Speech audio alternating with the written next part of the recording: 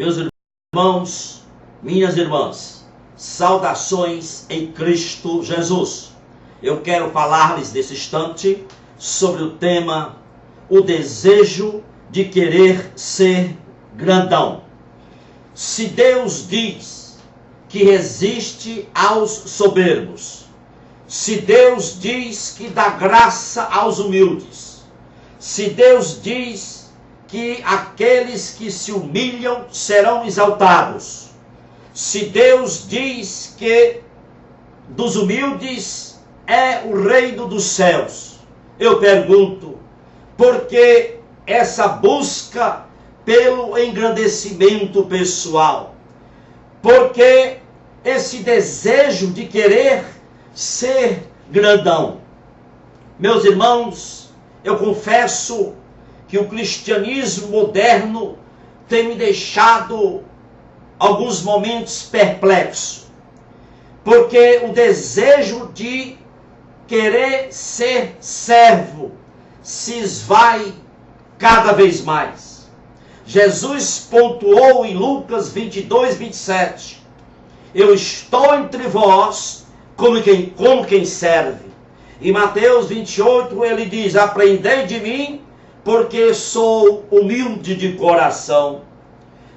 Você sabe onde está o maior título que você e eu, crentes em Jesus, recebemos? Está em Lucas 17:10, que diz, assim também vós, quando fizerdes tudo quanto vos tenho mandado, dizei, somos servos inúteis. O engrandecimento pessoal, a arrogância, a soberba, a altivez de espírito é um pecado tão terrível que o salmista diz a Deus em Salmos 5:5 assim, os arrogantes não permanecerão à tua vista. Mostre-me um arrogante, que eu lhe mostrarei um homem sem Deus. Mostre-me um arrogante, um soberbo, que eu lhes mostrarei um homem sem o Espírito Santo. Atos capítulo 3, verso 12. Satanás quis fazer de Pedro e João grandões. Satanás fez com que os israelitas olhassem para Pedro e João como se fossem super especiais. Pedro imediatamente combateu esse laço satânico, dizendo, porque olhais tanto para nós, como se por nossa própria vontade fizéssemos este homem andar. Não fomos nós que fizemos este milagre, e sim a fé que veio por meio de Jesus, deu a este homem saúde perfeita. O objetivo de Satanás, ali narrado em Atos 3:12, era levar Pedro e João a querer ser grandão, levar Pedro e João à altivez do espírito, à soberba. Mas Pedro assumiu ali a posição de servo e a soberba não teve vitória em seu coração. Paulo e Barnabé certa vez entrou na cidade chamada Listra, e ali existia um homem paralítico de nascença. Paulo olhou para aquele homem e disse, apruma-te dentre os pés. E a Bíblia diz que o homem saltou e saiu andando. A multidão, as pessoas, quando viu aquele milagre, encararam Pedro, Paulo e Barnabé como deuses. Ali, a multidão, aquelas pessoas, disseram, os deuses em forma humana baixaram até nós. O diabo, naquela narrativa, naquele episódio, ele tinha o objetivo de levar Pedro e João à soberba, à arrogância. Mas a soberba não teve vitória no coração de Paulo nem de Barnabé. Eles explicaram à multidão que ela estava, que apesar do poder que neles operava, eles eram homens como eles, sujeitos aptos aos mesmos sentimentos.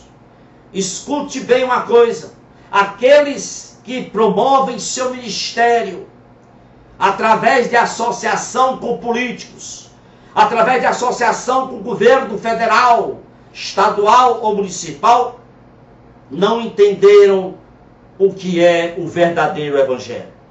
Eu já ouvi membro de igreja dizer: meu pastor é o maior ganhador de almas dessa geração. Eu já ouvi pastor dizer: nossa igreja é a mais bela e a mais espiritual da cidade. Veja até que ponto chega a vontade, o desejo de querer ser grandão.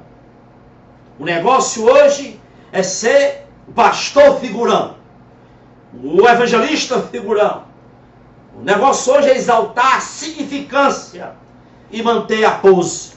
Mas, meus irmãos, foi quando Gedeão se conscientizou de que ele não era nada. Aí Deus chegou para ele e disse: o Senhor é contigo, homem valente.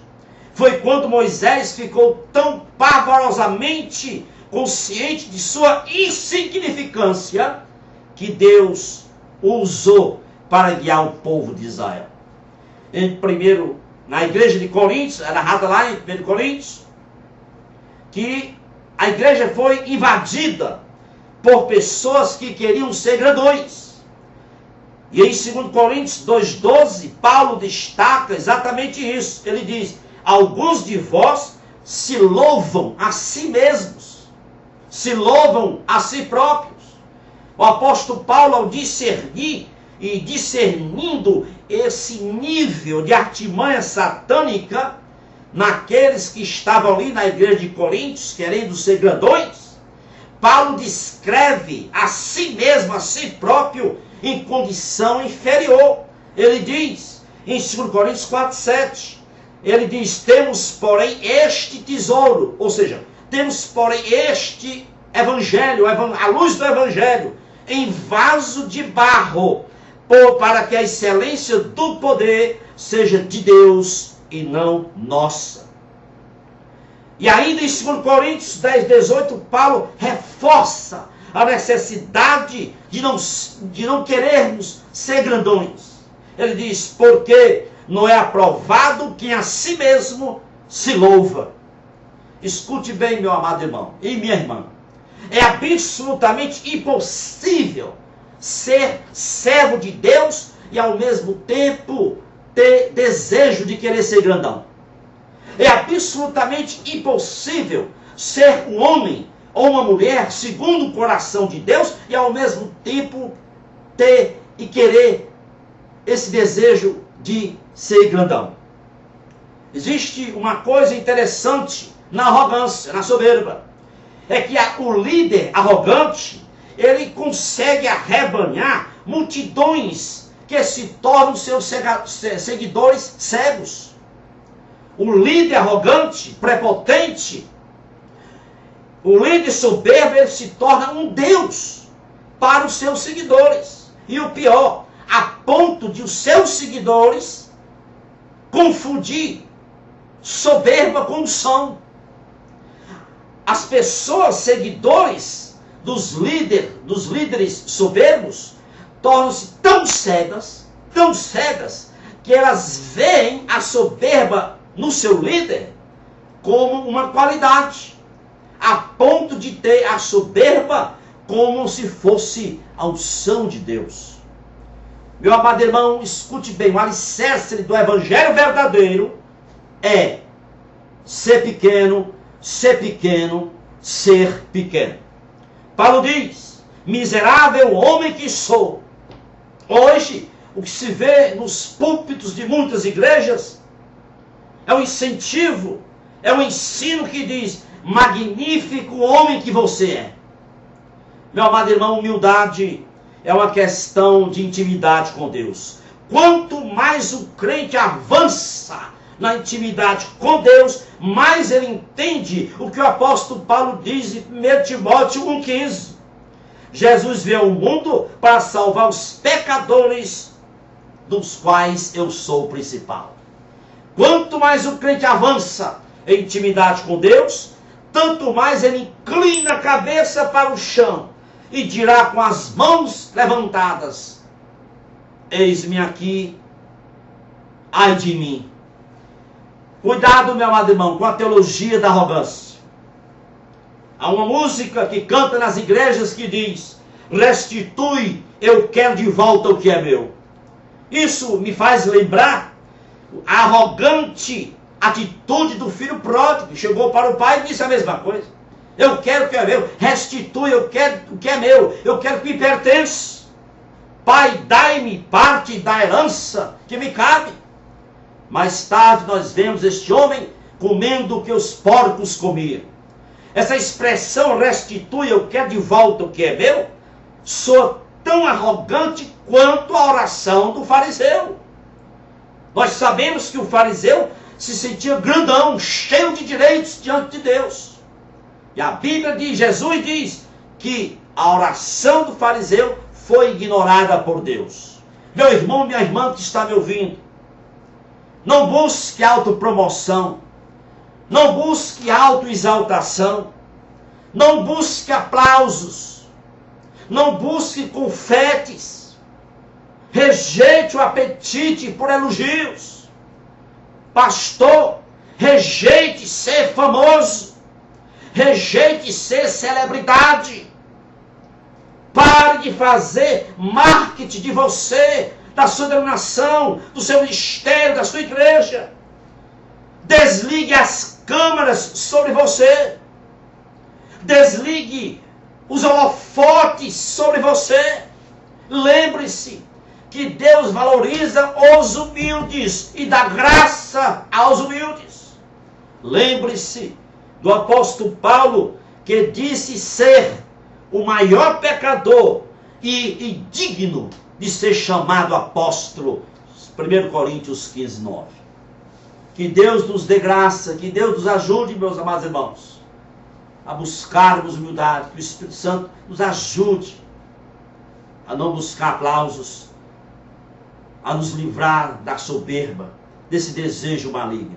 Que Deus abençoe a você e toda a sua família. É o meu desejo agora e para sempre.